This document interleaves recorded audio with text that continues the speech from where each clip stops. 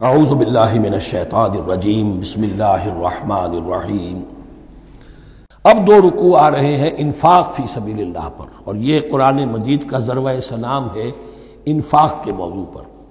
لیکن ان کو پڑھنے سے پہلے نوٹ کر لیجئے کہ اللہ کی رضا جوئی کے لیے اپنا مال خرچ کرنا جو ہے، اس کے لیے دین میں کئی اصطلاحات ہیں۔ کھانا کھلانا، یطعمون الطعام علی حبہ مسکینا و یتیما و اسیرا، آت المال علی حبہ ذوی القربى والیتامى، ایتاء مال، اعطاء۔ پھر اس سے آگے آتا ہے صدقہ، زکوٰۃ، انفاق، قرض حسنہ۔ یہ 5-6 ٹرمز ہیں، لیکن ان ٹرمز کے اندر ایک تقسیم ذہن میں رکھیے کہ دو مدیں ہیں بڑی بڑی اللہ تعالیٰ کی رضا جوئی کے لیے مال خرچ کرنے کی۔ ایک مد ہے غرباء، یتامى، مساکین، محتاج، بیوائیں، ان کے لیے، یعنی ابنائے نو میں سے، یہ آپ کے معاشرے کے اجزاء ہیں، آپ کے بھائی بند ہیں، آپ کے رشتہ دار ہیں، آپ کے اعزاء و اقرباء ہیں، ان کے لیے خرچ کرنا۔ تو یہ بھی اللہ کو بہت پسند ہے، اس کا اجر ملے گا۔ یہ بھی گویا کہ اللہ تعالیٰ ہی کے لیے آپ نے خرچ کیا۔ ایک عین اللہ کے دین کے لیے خرچ کرنا، انفاق کا لفظ اس کے لیے ہے، اور قرض حسنہ اس کے لیے۔ انفاق مال، انفاق فی سبیل اللہ، اللہ کی راہ میں خرچ کرنا، اللہ کے دین کی دعوت کو عام کرنا، اللہ کی کتاب کے پیغام کو عام کرنا، اللہ کے دین کی دعوت کو اس طرح ابھارنا کہ باطل کے ساتھ زور آزمائی کرنے والی ایک طاقت پیدا ہو جائے، ایک جماعت وجود میں آئے، اس کے لیے اساز و سامان فراہم کیے کرنا، تاکہ دین کے غلبے کی ہر مرحلے کے جو تقاضے اور ضرورتیں ہیں وہ پوری ہو سکیں۔ تو جو اس کام میں صرف ہوگا وہ ہے انفاق فی سبیل اللہ، یا اللہ کے ذمے قرض حسنہ۔ تو یہاں اصل میں اس کی بات ہو رہی ہے، انفاق کی۔ مثل الذین ينفقون اموالهم فی سبیل اللہ ہے، مثال ان کی جو اپنے مال خرچ کرتے ہیں اللہ کی راہ میں۔ عام طور پر یہ فی سبیل اللہ جو ہے وہ سبیل پانی کی بنا دی، وہ بھی سبیل ہے، ٹھیک ہے، وہ بھی سبیل تو ہے، نیکی کا وہ بھی راستہ ہے، سبیل اللہ ہے، لیکن یہ کہ فی سبیل اللہ خرچ جو ہے اس کا بالکل مفہوم اور ہے۔ وہ صدقہ ہے، خیرات ہے، زکوٰۃ بھی اصلاً جو ہے وہ غریبوں کا حق ہے، لیکن اس میں بھی ایک مد سبیل اللہ کی رکھی ہوئی ہے۔ اگر تو آپ کے قریب اعزاء و اقارب ہیں، غرباء ہیں، تو ان کا حق فائق ہے، پہلے ان کو دی۔ بہرحال فی سبیل اللہ انفاق۔ مثل الذین ينفقون اموالهم فی سبیل اللہ کمثل حبۃ انبتت 7 سنابل فی کل سنبلۃ 100 حبہ، مثال ان کی جو اللہ کی راہ میں خرچ کرتے ہیں اللہ کے دین کے لیے، ایسے ہے جیسے ایک دانہ کہ اس سے 7 سنبلیں پیدا ہوئیں، 7 خوشیں، 7 بالیاں، یہ 7 سٹے۔ باجرے کا سٹا ہوگا، کتنے دانے ہوتے ہیں اس میں؟ مکئی کا سٹا ہے، اس میں کتنے دانے ہیں؟ فی کل سنبلۃ 100 حبہ، اس میں 100 دانے موجود ہیں ہر ایک میں، تو ایک دانے سے 700 دانے وجود میں آ گئے۔ اسی طریقے سے اللہ تعالیٰ جو بھی اس کے دین کے لیے مال خرچ کرے گا، اس کے مال میں اضافہ کرے گا، اللہ تعالیٰ ان کو جزا دے گا اور اس کو بڑھاتا رہے گا اپنے ہم۔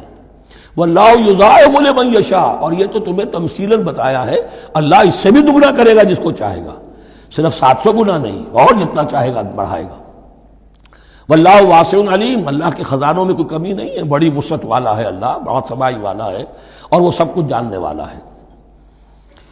الذین ينفقون اموالهم فی سبیل اللہ، پھر جو لوگ کہ اپنا مال خرچ کرتے ہیں اللہ کی راہ میں، ثم لا يتبعون ما انفقوا منا ولا اذى، پھر جو کچھ وہ خرچ کرتے ہیں اس کے بعد نہ تو تکلیف پہنچاتے ہیں نہ احسان جتاتے ہیں۔ دیکھیے جی، میں نے اس وقت اتنا چندہ دیا تھا، معلوم ہوا کہ میرا حق جو ہے وہ زیادہ ہے، پھر میری بات مانی جانی چاہیے۔ ہم چندے زیادہ دیتے ہیں تو بات بھی تو ہماری چلنی چاہیے۔ یا اگر کسی جو کارکن کو دیا ہے جو اللہ کے دین کے لیے کام کر رہا ہے، یہ بھی ان 2 رکوعوں کے آخر میں بات واضح ہو جائے گی۔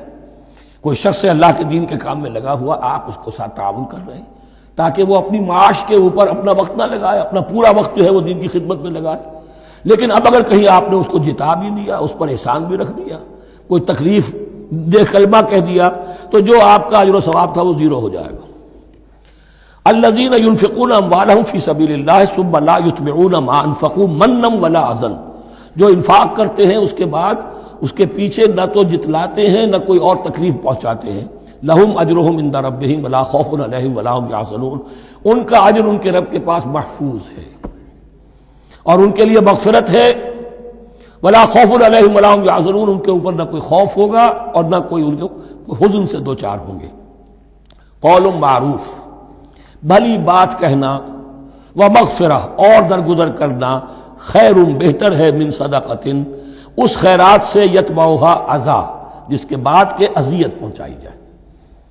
کوئی آپ سے فرض کیجئے کوئی ضرورت کے لیے آئی گیا ہے، کسی نے ہاتھ پھیلا دیا ہے، تو آپ اگر آپ نہیں کر سکتے مدد، قول معروف نرمی کے ساتھ جواب دے دیجئے، معذرت کر لیجئے۔ یا یہ ہے کہ اگر کسی سائل نے آپ کے ساتھ درستی کی ہے تو پھر بھی یہ ڈانٹیے نہیں، وَأَمَّا السَّائِلَ فَلَا تَنْهَرْ، پھر بھی یہ ہے کہ مغفرت معاف کیجئے۔ یہ کہیں بہتر ہے اس سے کہ دے تو دیا، خیر من صدقۃ یتبعھا اذی، اس کے بعد اسے دو چار جملے بھی سنوا دیے، کوئی اور سلواتیں بھی سنا دی اسے، تو اس کا کوئی فائدہ نہیں ہوا۔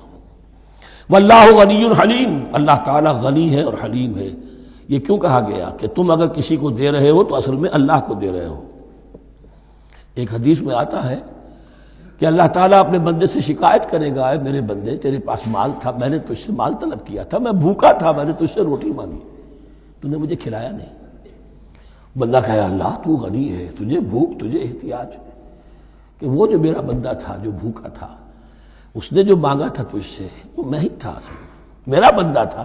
الخلق عیال اللہ، تجھ سے انہیں کھانے کو نہیں دیا تجھے، تو گویا کہ مجھے نہیں دیا۔ اے میرے بندے میں ننگا تھا، میں نے تجھ سے میں چاہا کہ میرا سطر ڈھانپ دے، مجھے کوئی لباس دے دے، لیکن یہ کہ تو نے نہیں دیا۔ یہ اسی طریقے سے تو سمجھ لیجئے کہ اللہ تو غنی ہے، جو دے رہے ہو سمجھ لو کہ اللہ کو دے رہے ہو، اور حلیم ہے، وہ حلم والا ہے، فوراً نہیں پکڑتا تمہیں۔